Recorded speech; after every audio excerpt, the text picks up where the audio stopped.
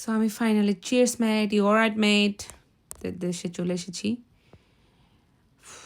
আসলে আমাদের দেশে না একটা ডিফারেন্ট শান্তি আছে, এটা যারা বাইরে থাকে তারা মনে হয় আরও বেশি ভালোভাবে ফিল করতে পারে।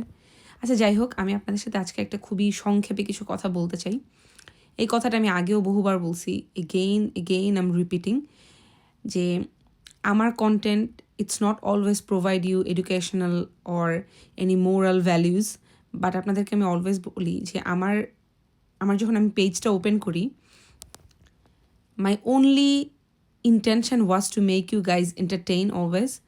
এখন আমার কথা হচ্ছে যে আপনারা তো জানেন I am not a shopaholic person. আমি খুব ভালো মেকআপ জানি না, আমি fashionista. So I am a person যার মানে পেজে আপনারা ঢোকার পরে you guys can love, but আপনারা এখান থেকে অন্য কিছু শিখতে পারবেন না। You guys already know that.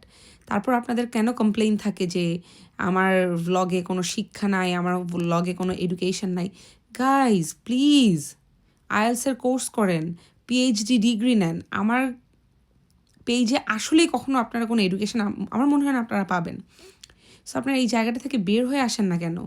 And আরেকটা ইম্পর্টেন্ট থিং হচ্ছে যে আপনারা অলওয়েজ মনে রাখবেন flaws can be found in anything. যে আপনি যে কোনো, আমি যদি এখন বলি যে দেখেন গাইজ আমি ভাত খাচ্ছি, ভাতের ভিতরে একটা মরিচ, আপনার কাছে এটা বিরক্ত লাগতেই পারে। আমার সব ভ্লগ আপনাদের ভালো লাগবে না এবং আমাকে সবার ভালো লাগবে না, এটাই খুবই সিম্পল, খুবই নর্মাল।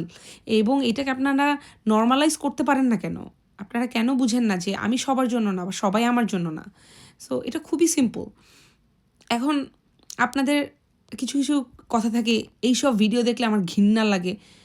হ্যাঁ অবশ্যই আমার সব ভিডিও তো আপনার ভালো লাগবে না। একটা মার্কেটে গেলে কি আপনার সব ড্রেস ভালো লাগে? কিছু কিছু ড্রেস দেখলে মনে হয় না এই ড্রেস কার জন্য আনছিস, ওই ড্রেসেরও কাস্টমার আছে দেখেই আনছে। সো গাইজ প্লিজ এসব কোয়েশ্চেন কিংবা কমেন্ট করবেন না।